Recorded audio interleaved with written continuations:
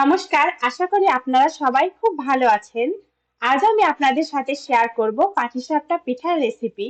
অনেকে বলেন আপনাদের পিঠা বানানোর সময় পাটিসাপটা চুলার প্যানে আটকে যায় আর ভাঁজ দেওয়ার সময় ফেটে যায়।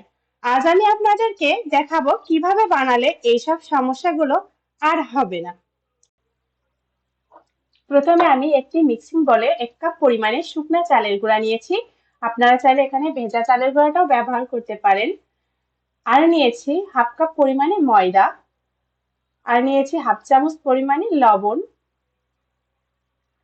একটা কাপের 3 ভাগের 1 ভাগ পরিমাণে চিনি নিয়েছি। এবার আমি সবগুলো উপকরণকে আস্তে আস্তে মিশিয়ে নিব। দেখুন আমার উপকরণগুলো মেশানো হয়ে গেছে। এবার আমি হালকা কুসুম গরম জল দিয়ে বেটারটাকে তৈরি করে নিব। এখানে আমি অল্প অল্প করে জলটা দিয়ে বেটারটাকে তৈরি করে নিব। একটু বেশি সময় ধরে এটাকে মেখে নিতে হবে আর অল্প অল্প করে জল দিয়ে এটাকে তৈরি করতে হবে। দেখুন এভাবে ঘুরিয়ে ঘুরিয়ে এটাকে মেখে নিতে হবে। ব্যাটারটা খুব বেশি ঘন হবে না আবার পাতলাও হবে না। আমি আপনাদেরকে দেখিয়ে দিব ঘনত্বটা ঠিক কেমন হবে। দেখুন এই ধরনের ঘনত্ব হবে। ব্যাটারটা আমার প্রায় রেডি হয়ে গেছে। ব্যাটারটা আমার রেডি হয়ে গেছে। এবার আমি 15 মিনিটের জন্য ব্যাটারটাকে রেস্টে রেখে দিব। এবার আমি পাটিসাপটার পুরটাকে রেডি করে নিব। আমি 1 কাপ পরিমাণে নারকেল কুড়া দিয়েছি আর হাফ কাপ পরিমাণে খেজুরের গুড়টা দিব। আপনারা এখানে চিনিটাও ব্যবহার করতে পারেন।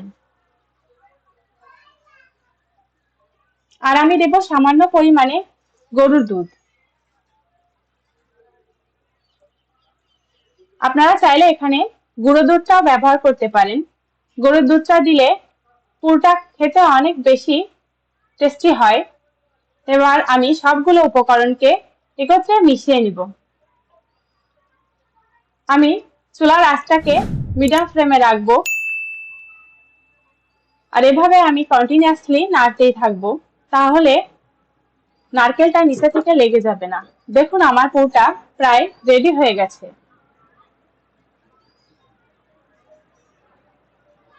খুব সুন্দর একটা গন্ধ বের হচ্ছে। 15 মিনিট পর দেখুন আমার ব্যাটারটা কতটা ঘন হয়ে এসেছে। এই পর্যায়ে আমার ব্যাটারটা রেডি হয়ে গেছে।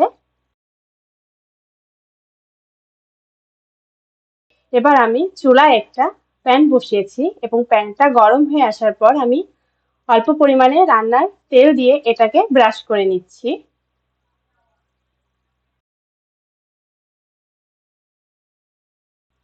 এখানে বেশি তেল দেওয়া যাবে না। এক্সট্রা তেলটাকে আমি একটা কিচেন টাওয়াল বা টিস্যুর সাহায্যে মুছে নিব।